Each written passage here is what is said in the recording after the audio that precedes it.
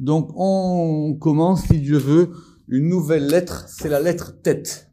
Alors, vous savez qu'il y a, évidemment, là, on est ici dans le dictionnaire, Char R Kinouï, mais il y a à la fin du Pardes, la porte des lettres. Donc, c'est pas pareil, évidemment. Mais sachez que cette lettre tête, c'est une lettre extraordinaire. Le Zohar, il dit que c'est la lettre qui est le Mekor HaChaim, c'est-à-dire c'est la source des vies. C'est la lettre de la Shrina, parce que elle correspond à Yesod. On verra ça quand on verra cette lettre-là. C'est une lettre très importante, enfin comme toutes les lettres. Alors, comme on va commencer cette lettre-là, on va voir évidemment des mots très intéressants et on va commencer tout de suite. Alors, le premier mot, j'ai appris quelque chose. Ça se lit le tabour. Pourquoi ? Parce que en hébreu moderne, ça se lit aussi le tibour. Mais dans la Torah, c'est marqué 2 fois, et c'est marqué 2 fois tabour. Donc tabour, en gros, c'est le nombril, d'accord ? Et l'expression le nombril de la terre, ça vient de la Bible, et on va voir ça aujourd'hui.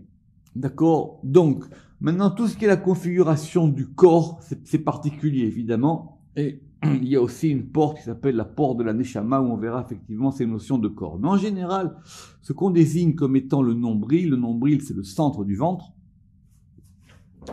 et ça désigne donc un point central, mais c'est un point central qui est un point particulier, quoi.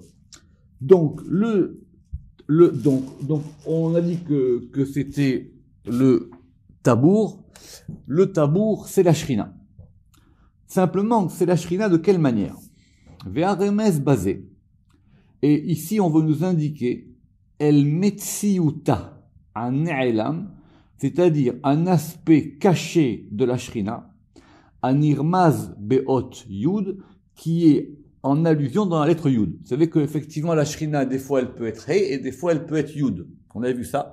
Par exemple, dans le nom Adni, la dernière lettre, c'est un yud. Et dans le nom Yud Kevavke, la première, c'est un Yud. Donc, il y a un aspect caché de la Shrina qui est un Yud. Omnam. Maintenant, si on reprend de façon générale, le gouf. Alors, ce qu'on appelle le gouf ici, c'est le tronc. Le tronc est lié à Tiferet. Et le béten, c'est le ventre.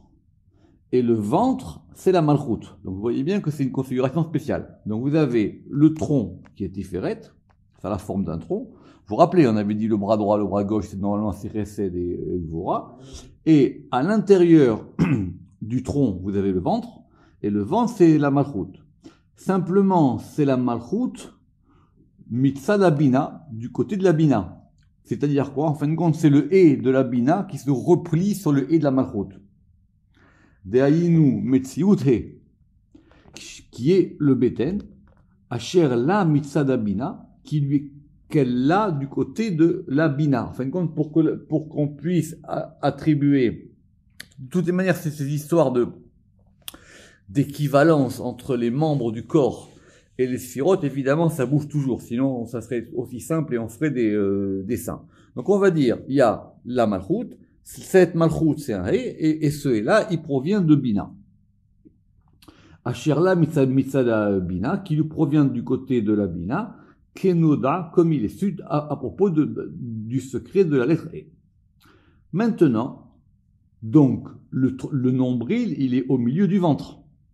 Très bien. Va, et le tabour, je ne sais pas pourquoi je dis toujours tibour, ou metziut ayud, il correspond à un yud. Donc c'est un yud dans un hé.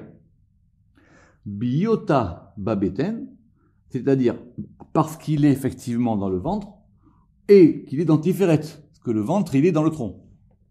Vi nekuda, et donc c'est le point central. Donc en fin de compte c'est le point central. Vous avez Tiferet, il y a Malchut, et au milieu de Malchut, vous avez un point central qui est le nombril.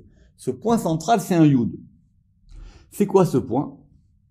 Vehi nekuda, c'est le point chez Mimena ou Shtet Haolam, à partir duquel le monde a été fondé. C'est ça qu'on appelle le nombril du monde, c'est-à-dire le point de fondation du monde. Et d'où l'expression de Tabour haaretz. Alors cette expression, normalement, elle vient 2 fois dans la Torah. Une fois dans les Juges 9.37 et une fois dans Ézéchiel 38.12. Mais tout le monde dit que ce qu'on appelle Tabour haaretz, c'est Israël. Parce qu'Israël est le nombril du monde. En fin de compte, d'après le Midrash, le monde a été créé à partir d'Israël.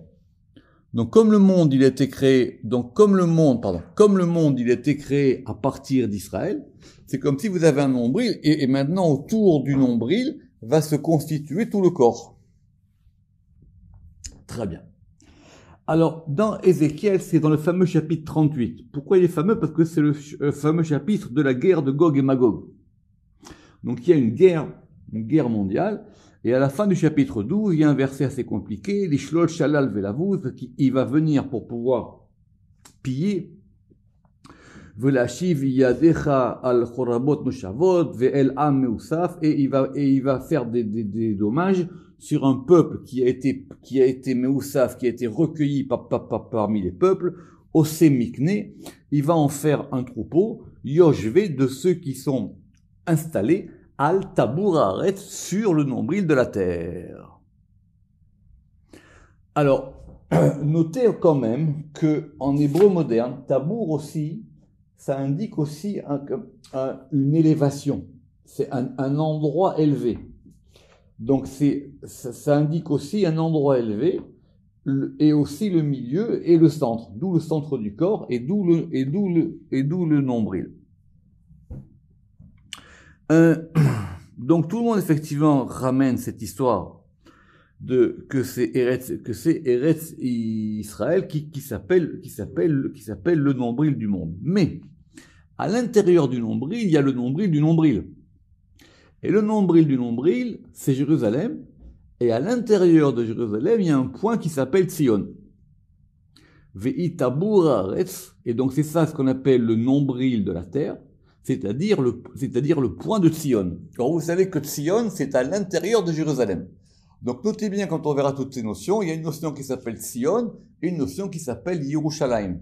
C'est pas la même. En fin de compte, Tzion, c'est à l'intérieur de Jérusalem. Pour ceux qui connaissent bien en plus la géographie biblique, ou même la géographie moderne de Jérusalem, vous voyez bien que Tzion, c'était un mont à l'intérieur de Jérusalem. C'est presque une montagne qui est au milieu de Jérusalem. Veyesh basé Iyun.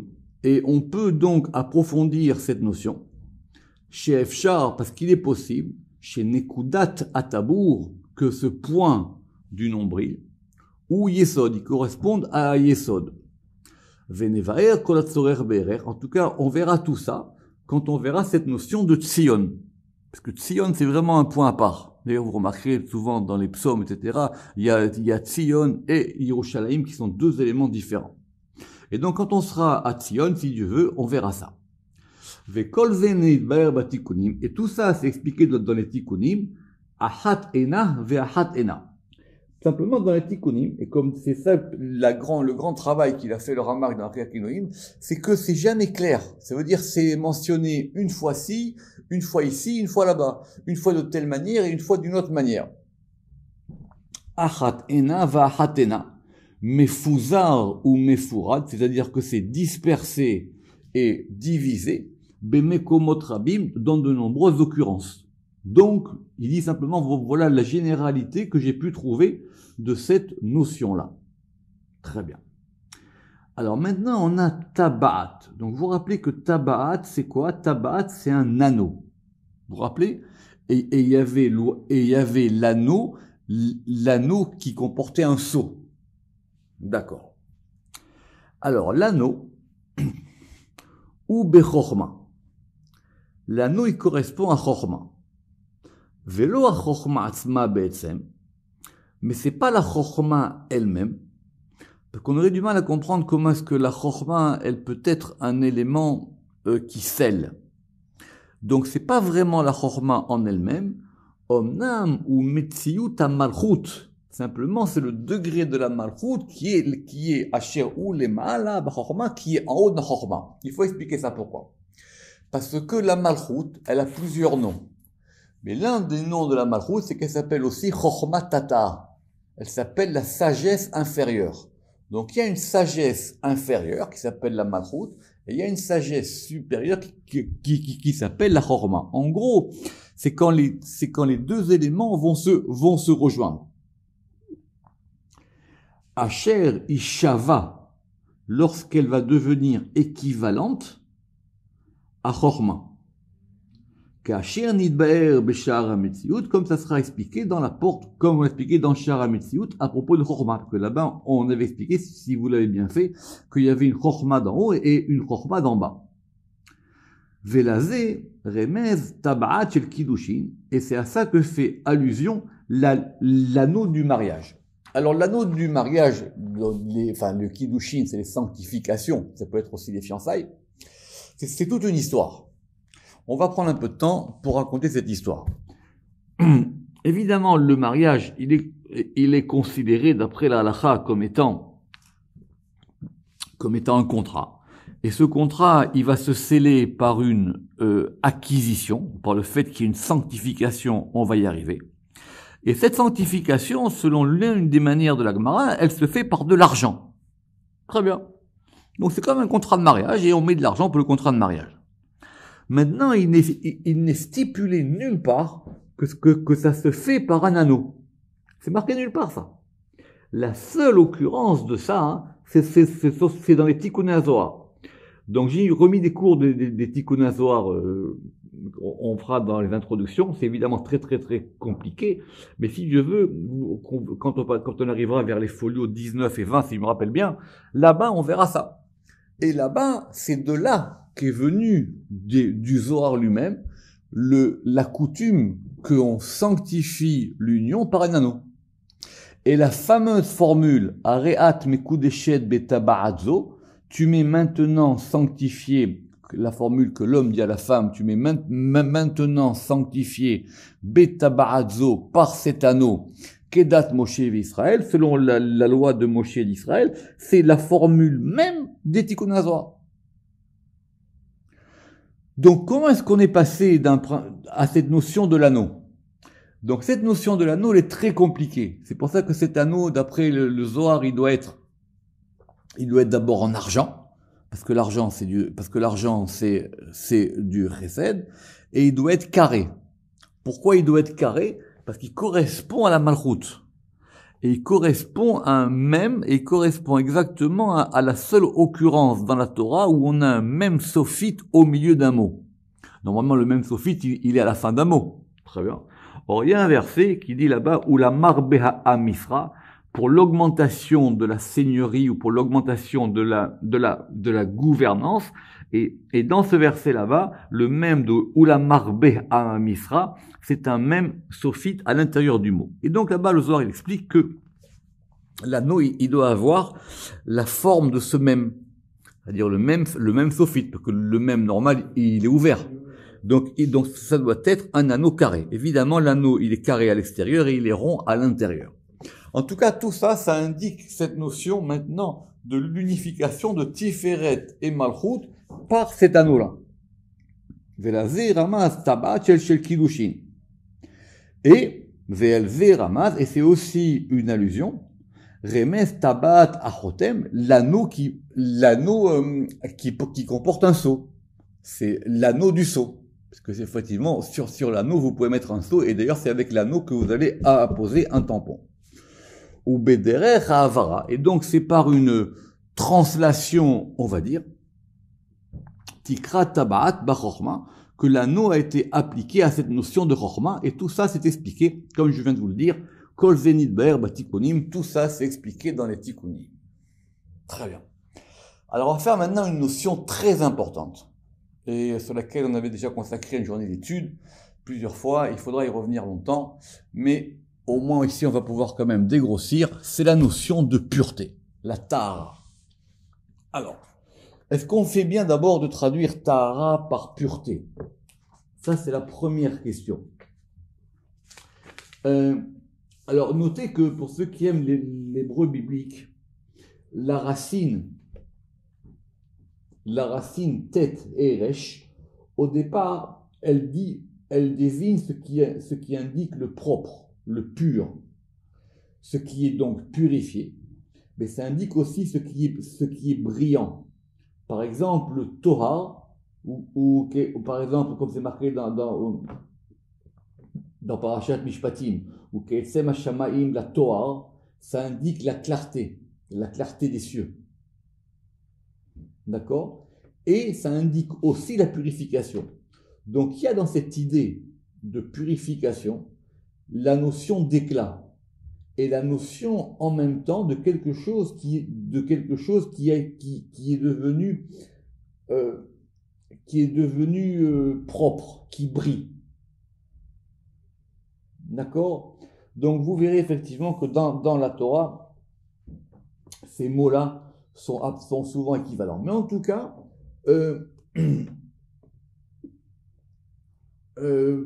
par exemple, dans Job, c'est marqué en 17.9, ou To'ar Yadaim, c'est-à-dire quelqu'un qui a les mains pures. Ça veut dire dans le sens de quelqu'un qui a les mains propres. Ça veut dire je ne me suis pas souillé les mains avec ces histoires-là, au sens figuré. Alors, Klal Amar Rabbi Shimon Bar Yochai alav shalom batikunim. Rabbi Shimon Bar Yochai, il dit dans les tikkunim, il donne un principe. Mais les principes, il faut toujours effectivement les prendre avec précaution.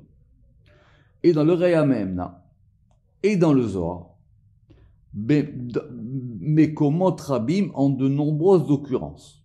Donc, premier principe, qui a Tahara, que cette notion de Tahara, Mitzad Chesed, elle provient du Chesed. Qui Misham Tahara, parce que c'est de là que provient la Tahara.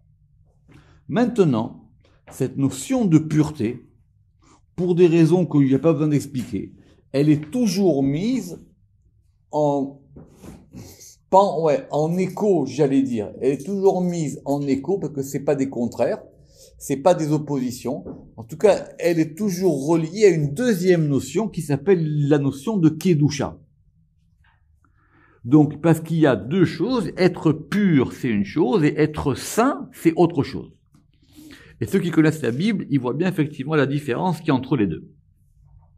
Donc, premier principe. Le fait d'être pur, ça provient du chesed. Parce que le chesed, c'est de là d'où provient la pureté. Ce qui peut s'entendre.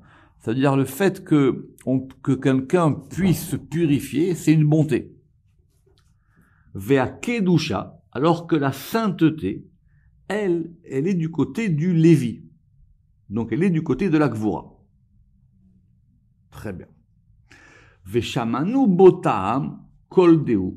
Et concernant cette première opinion du Zohar, nous avons appris une raison. Kol deave, qui taharat sitra desmala. Que, alors, c'est pas très bien. La tahara, elle est du côté gauche. Ve ikartatam, ki taharat sitra desmala. Ve akratatam ou mitzad chesed. Et ça serait du côté du chesed, comme c'est expliqué dans la porte des noms. Il faudrait revoir ça, parce que j'ai pas compris effectivement ce qu'il veut dire ici. Retenez juste, parce que dans le Shara Shemot, je vois pas où est-ce que c'est expliqué cette chose-là. En tout cas, retenez que, a priori, c'est logique, mais a priori, c'est un paradoxe. Le chesed, c'est la pureté. Et la kedusha, c'est la gvura. Très bien. Simplement, dans le Zohar, dans Parashat Korach, Piresh Rabbi Shimon Bar Yochai alav shalom Ifka. Le Zohar, il dit tout à fait l'inverse. Tout à fait l'inverse. Et ça, c'est quand même pas courant. Vezé les shono. Trindar Geninun. Donc, on reste toujours sur le même principe. Il y a 2 degrés. Il y a un degré qui inun kadosh vetaor. Il y a un degré d'être saint et un degré d'être pur. Il y a kadosh, c'est saint, et taor, c'est pur. Le Kohen, il est kadosh, et le Lévi, il est taor. Alors, c'est l'inverse. Si on dit que le Kohen, il est kadosh, le Kohen, il est du côté de chesed, Et si on dit que le Lévi, il est Taor, alors le Taor, c'est du côté de la Gvora. Vesham Mukhrach. Et là-bas, c'est expliqué à propos du principe lui-même. Pourquoi? Parce que dans Parashat Korach, rappelez-vous que toute l'histoire de Korach, c'était qu'il ne comprenait pas comment un Lévi ne peut pas devenir Cohen. C'était ça son drame existentiel. Qui a Tahara Mitzad Lévi, parce que la pureté, elle est du côté du Lévi, et la Kedusha, elle est du côté du Cohen. Rappelez-vous l'histoire de Korach. Il n'avait pas compris pourquoi est-ce qu'il devait complètement se purifier, complètement se raser tout le corps, alors qu'effectivement, ce n'était pas le cas du Cohen. Et de même, dans Parashat Roukat. Et là, ce sont des parachutes très très importantes. Parce que dans Korach, le grand principe, c'est comment est-ce qu'on passe, c'est quoi la différence fondamentale qui est entre le Cohen et le Lévi. C'est toute l'histoire là-bas dans Parashat Korach. Et dans Parashat Roukat, c'est quoi? Roukat, c'est la vache rousse. Or, la vache rousse, c'est quoi? La vache rousse, c'est le moyen de se purifier. Le seul moyen que la Torah elle donne pour se purifier, c'est la vache rousse. Aujourd'hui, on n'a pas de vache rousse, on n'a pas de temple, alors on est un peu dans des difficultés, et donc on fait comme un peu. Mais normalement, il faut que ça passe par la vache rousse. Et qu'est-ce qu'on dit là-bas à propos de la vache rousse? Mais pasuk untatem hota el azar. Donc, on va revenir sur cette vache rousse, et donc à un moment, on va la donner à El-Hazar. Ita'atam, le Zohar là-bas, il pose une question. Maïta'am ale velo la Aaron. Si tu me dis que la vache rousse, elle est là pour purifier, et c'est elle qui va purifier tout, alors donne-la à Aaron, donne-la au grand prêtre. Pourquoi tu vas la donner à El-Hazar? Vekama. Et là-bas, on a dit, Aaron, lo ate misitra de taor.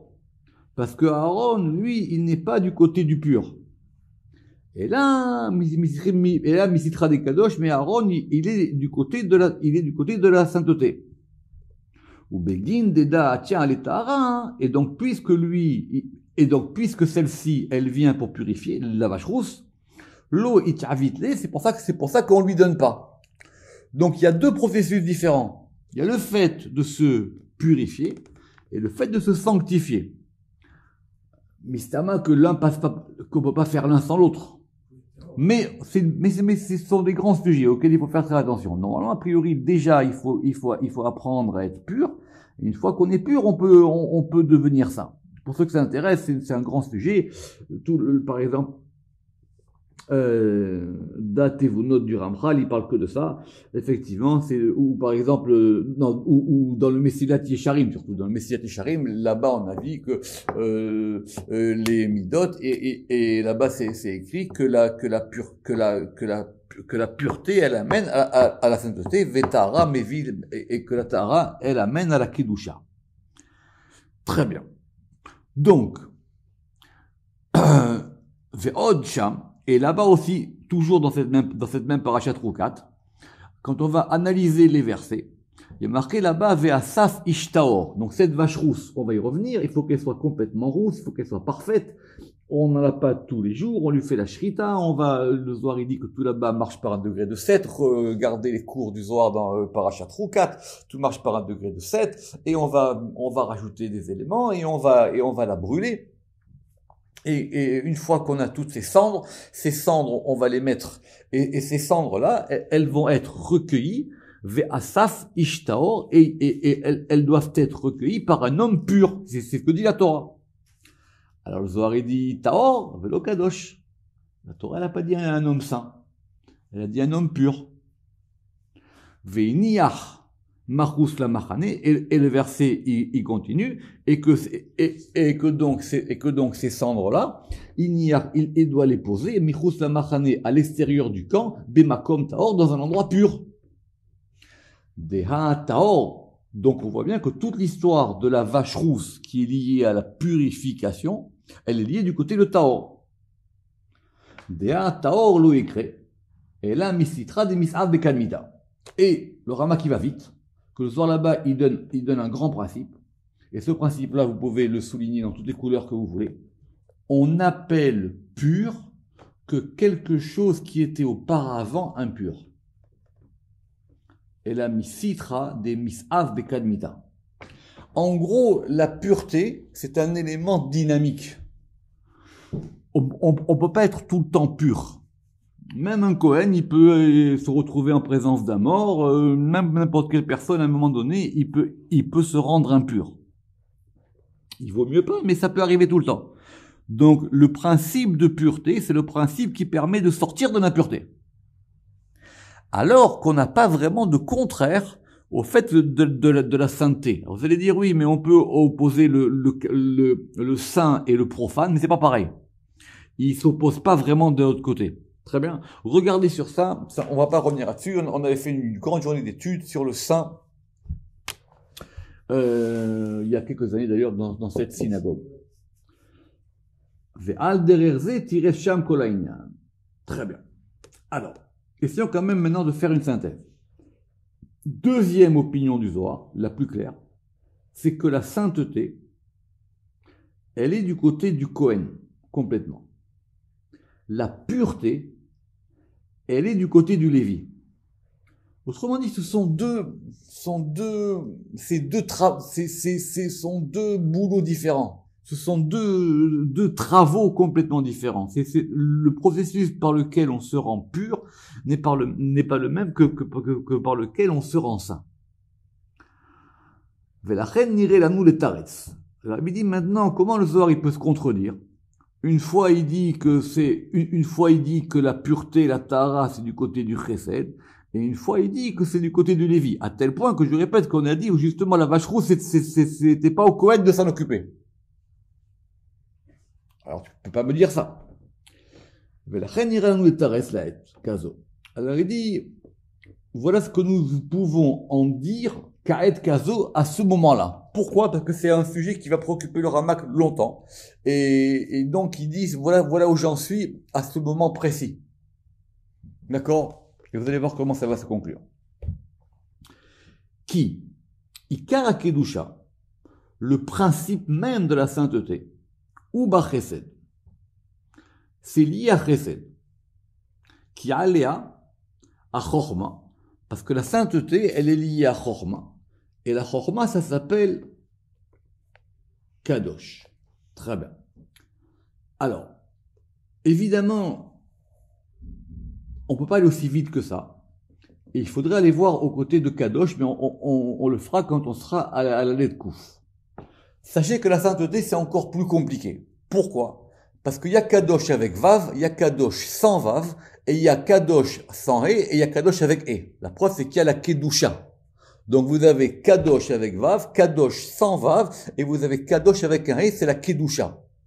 D'accord? Mais en gros, la notion de Kadosh, quand elle est la plus haute possible, c'est-à-dire une fois qu'elle a perdu son Vav, parce que le Vav, c'est ce qui lui permet de monter. Vous vous rappelez, ça, on a vu ça plusieurs fois. Donc, une fois qu'elle a perdu son Vav, elle va être dans des degrés très très hauts. Donc, le principe de la Kedusha, comme ça remonte au moins au niveau de Chorma, et que Chorma c'est dans la ligne de droite, donc Chorma c'est Chesed. Ou Misham, Besoda Yamin, et de là-bas, dans le mystère de la droite, puisqu'on est sur l'axe de droite, Amshechat Kedusha à la kol, donc vous voyez bien que maintenant on est passé à la Kedusha au féminin. La Kedusha, elle va maintenant s'étirer sur le tout. Donc en gros, c'est un degré de Chorma. Quelqu'un qui est Chacham, il est Kadosh. Parce qu'il a sur lui un influx qui en fait quelqu'un de saint. Ve'atara, alors que maintenant la pureté, ou Ikar, Besod Agvura, le principe de la pureté, c'est de la Gvura. Pour se purifier, il faut se laver. Pour commencer par ça. Pour se purifier, il faut faire un travail. On ne peut pas se purifier comme ça n'existe pas. Il faut faire quelque chose. Donc le principe de la purification, c'est de la Gvura. Pourquoi? Parce que c'est par le feu de la Gevura, Yistarfu v'itla benu akol, qu'on va maintenant blanchir et laver et purifier les choses. Ici, vous voyez que tsirouf, ici, c'est le fait d'épurer, de mettre dans un creuset, comme on met un métal dans un creuset. Donc, il faut du feu pour purifier. Le feu, ça purifie. Et on va avoir des exemples. La preuve, vous voyez bien que dans la cache-route, quand on a quelque chose qui a touché des choses impures, pour pouvoir le purifier, on le passe à la flamme. On le passe à la flamme. La meilleure purification, c'est pas la flamme. Vehi sod paradouma. Et il en est de même à propos de notre vache rousse. Alors, cette vache rousse-là, comment elle doit être? Elle doit être, donc évidemment, j'espère que vous connaissez tous la paracha, temima, elle doit être, c'est-à-dire parfaite, intègre, be'admimut, et elle doit être parfaitement rouge. Or, le rouge, c'est quoi? Le rouge, c'est du din. Be'admimut, les tokef adin, pour indiquer la puissance du din. Donc, la vache rousse, on prend un élément qui est complètement gvoura, puisque la vache, en plus, c'est gvoura, c'est du côté de Shor, et on prend, qui est complètement gvoura, il peut être totalement rouge, et on le brûle. On le brûle. On la brûle, cette vache. On le fait ashrita et on la brûle. On la brûle, on va en faire des cendres, et ces cendres-là, après, mélangées à de l'eau et avec une aspersion, elles vont purifier. Vélo lavan. Et, pour ceux qui connaissent, si maintenant cette vache, elle a des poils blancs, à filouxat, même un petit peu, chem seharot, même si elle a 2 poils blancs, or le poil blanc c'est quoi? Ça serait du chesed. Et ben du coup ça marche plus. Parce qu'on ne veut surtout pas mélanger des miséricordes dans cette histoire. On veut du din pur.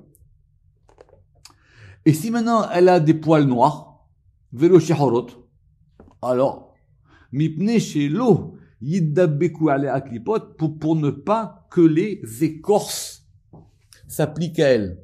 D'accord? Donc ceux qui s'habillent en noir, vous voyez